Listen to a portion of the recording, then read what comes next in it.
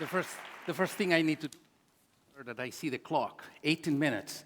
So good morning to you all. Let me start by thanking the organizers for letting me share my passions with you.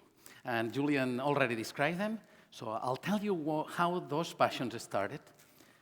The passions started when I realized that the major challenge we have in education these days is to encourage lifelong learning. Let me explain what I mean. If nothing changes, students entering university this year will retire in 2059. This puts ahead of us 47 years of very dramatic changes in the way they will perform, they will practice their professions. And the challenge to us educators is to figure out how to prepare them for that uncertain future. Okay? So I look at my students coming to class, and they all come with their iPods and their iPhones and other iPads, laptops. They are immersed in music and in images of art. And it's basically on that they start to get educated. They start to get exposed to the discipline they are to be educated. So why not to make art and music a starting point for that learning process? This is not something new, in fact. Plato, 2,400 years ago, already told us that hearing and seeing are the senses of the soul. And for Plato, soul was actually the embodiment of knowledge. So, in fact, combining both was a way to build knowledge for a happy, virtuous life. Okay? So what I did is start to look at history, art, and music, and figure out how these could have impacted the way we perceive infectious diseases.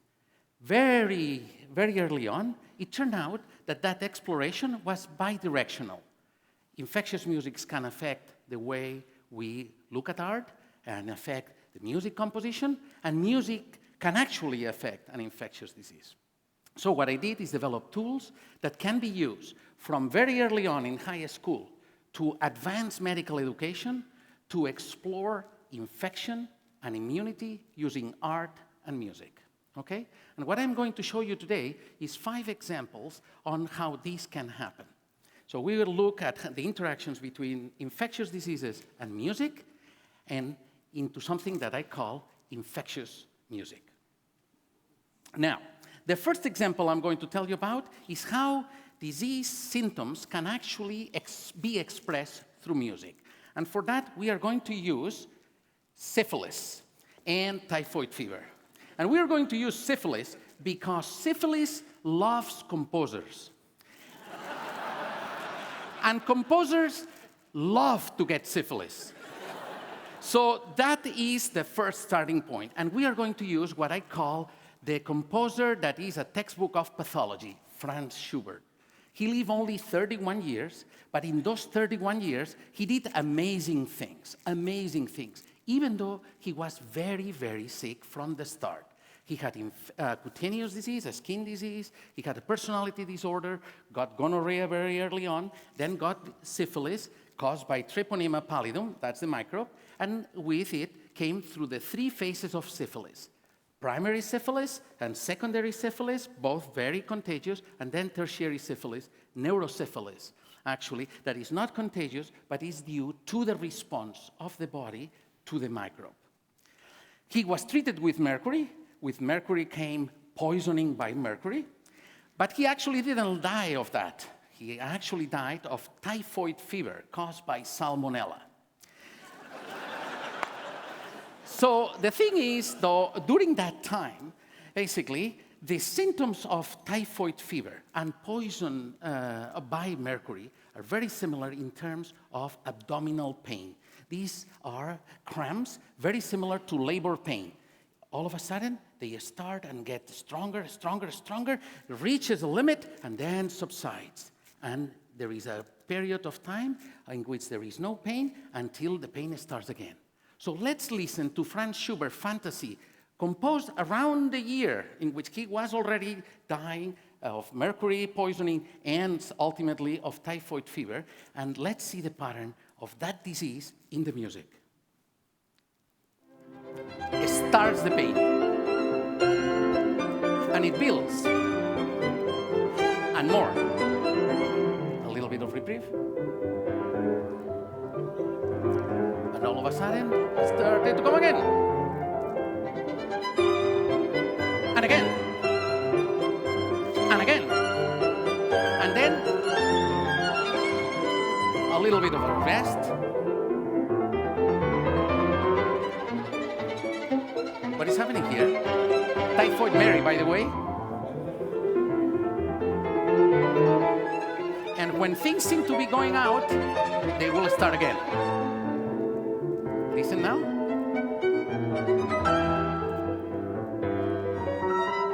Here.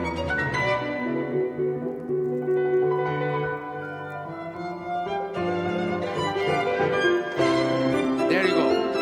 Animal. Fantasy in C major for piano and violin. Okay?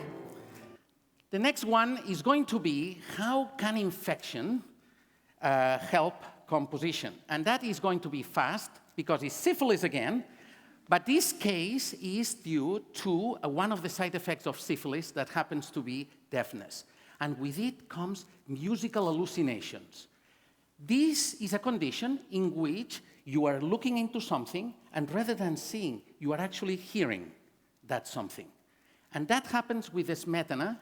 Smetana, Czech composer, 19th century. His main composition is a set of pieces called My Fatherland or My Motherland. And the second one is called the Moldau, the river that flows through Bohemia.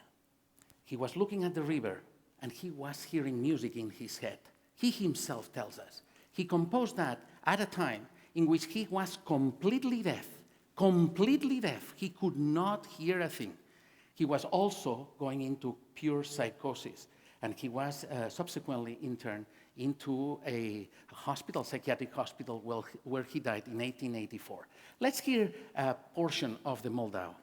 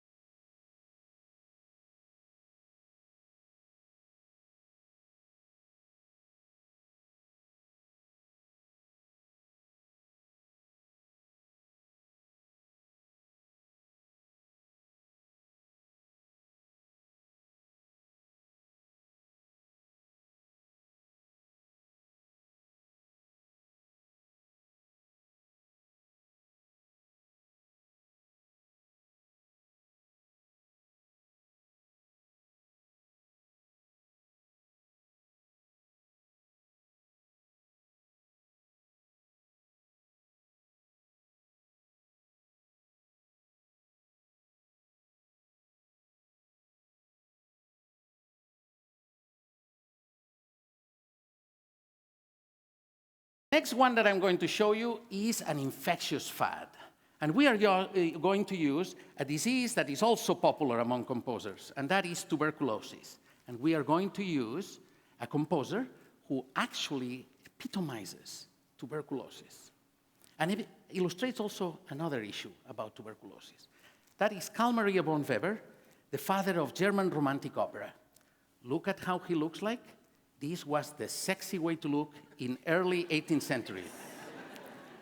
It was the sexy way to look in the early 18th century in Anglo-Saxon countries. Ladies would go crazy for a person looking like this because they thought it was creative, it was appealing, it was intelligent, it was attractive. Actually, the way he looked is caused by Mycobacterium tuberculosis. Chronic disease, chronic infection, at that time, most of the time, that will lead to consumption and death. He died at 40 of lung hemorrhage due to tuberculosis. But guess what? In Mediterranean countries, they already knew that this was not a romantic constitution. This was trouble. And in France and Spain and Italy and Portugal, whenever they saw one like this, they actually had him pay more taxes because they had to clean whatever he left behind, okay? Let's listen to one of his compositions, Clarinet Concerto No. 2, and pay attention to the way tuberculosis was depicted even in recent years.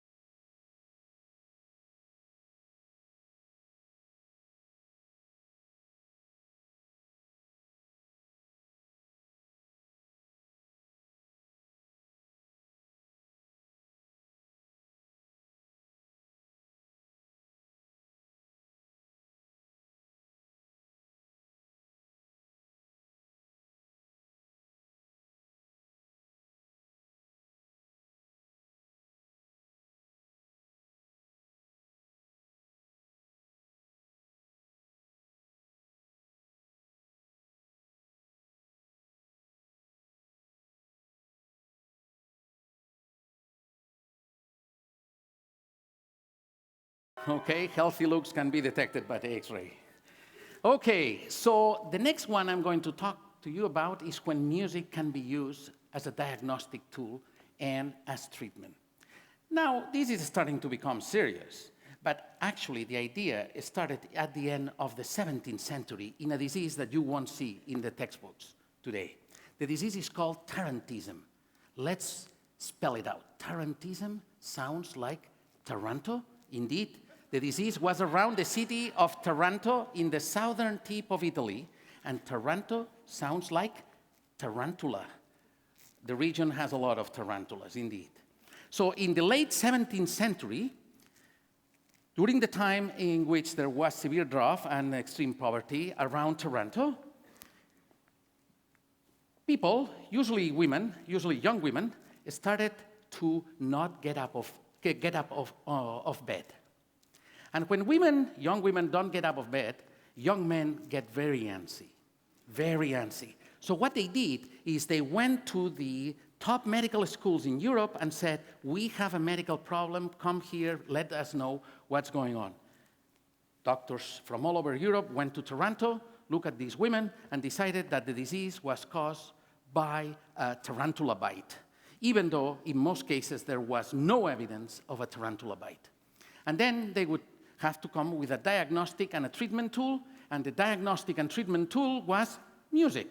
Let's assemble a little orchestra around the bed on which the woman lies, and let's play music. And if the woman gets up and starts to dance, she has tarantism.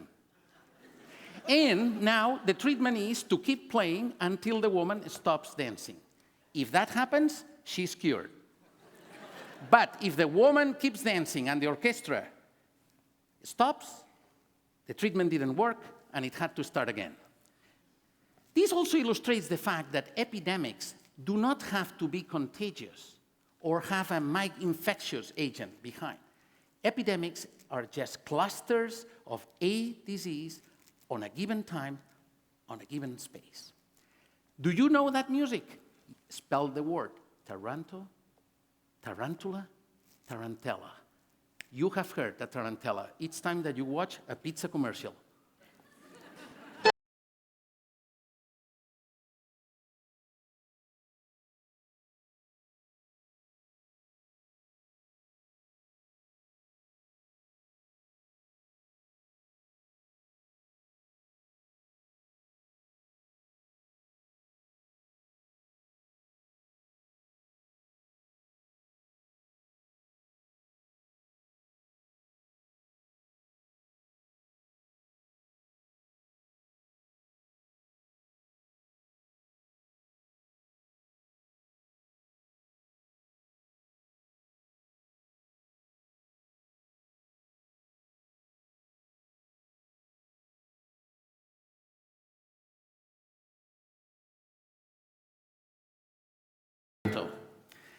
The next one is going to be how infectious diseases cause a major event that leads to composition. And for that, I'm going to show you this piece.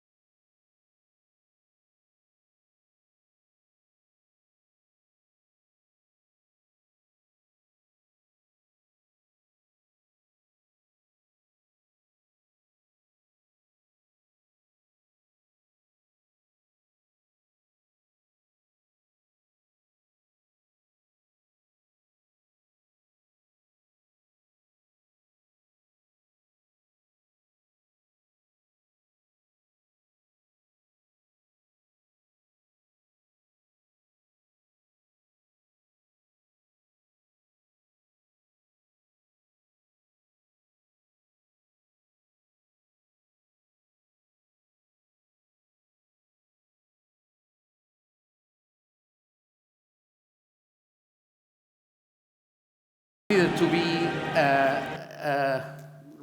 the way Tchaikovsky reflected the valor of the Russians. But in fact, the Russians didn't have to do much, because the thing that really did it was a microbe, Rickettsia prowazekii, a microbe carried by lice that actually infected Napoleon's troops and decimated them, due to the disease called typhus, epidemic typhus, that has a mortality of about 60% without antibiotics, and then the 40% that don't die actually will go into severe malaise and almost despair for a few weeks, sometimes even a month. Okay? So the French soldiers weren't too strong when they reached Moscow. The Russians just had to give a little bit of a push to get them back. Okay? So the last one, and I'm going to go over the 18 minutes, but I had 2 extra slides that I had deleted, but it seems that they are still here, have to do with infectious disease and how we perceive the disease through the eyes of the artist. Okay? And for that, I'm going to use an opera that talks about viruses, talks about CD4 counts, talks about antiretrovirals. Do you know that opera? The opera is Rent, okay? Rent, composed by Jonathan Larson.